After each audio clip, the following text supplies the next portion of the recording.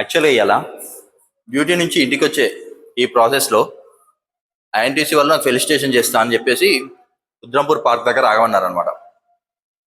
ఆ ఫెలిసిటేషన్ జరిగే ఆ సిచ్యువేషన్లో అంటే జరిగే మధ్యలో and first thing thanks for INTC vice president Razak అన్న అండ్ స్పోర్ట్స్ కోఆర్డినేటర్ భీముడు అన్న.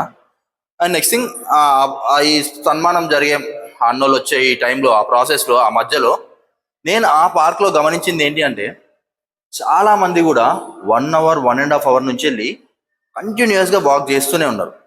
మేబీ వాళ్ళు ప్రాపర్ న్యూట్రిషన్ తీసుకుంటాలో తీసుకోవట్లేదో నాకు తెలియదు.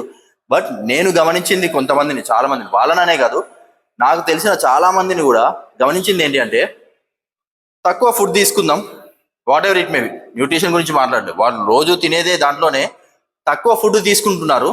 తీసుకొని నేను ఎంతైనా కష్టపడతా, ఈవెన్ 15K స్టెప్స్ అయినా నడుస్తా, 20K స్టెప్స్ అయినా నడుస్తా, ఇంకా ఎక్కువైనా నడుస్తా. బట్ నాకు కావాల్సింది ఏంటి అంటే వెయిట్ లాస్ కావాలి.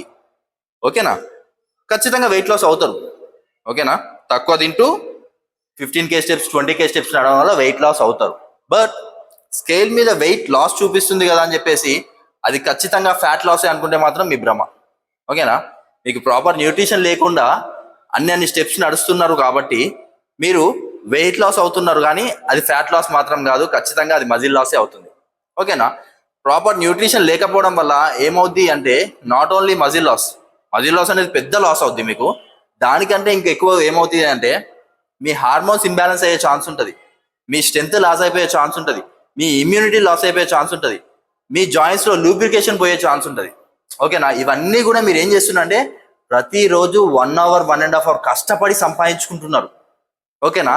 ఇంత కష్టపడి అన్హెల్తీని సంపాదించుకోవాల్సిన అవసరం లేదండి.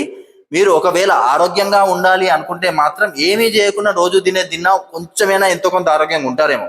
కాకపోతే ప్రాపర్ న్యూట్రిషన్ లేకుండా ఇలాంటి పిచ్చి పిచ్చి పనులన్నీ చేస్తే మాత్రం ఖచ్చితంగా అన్హెల్తీని తెచ్చుకున్నట్టే. Okay, thank you.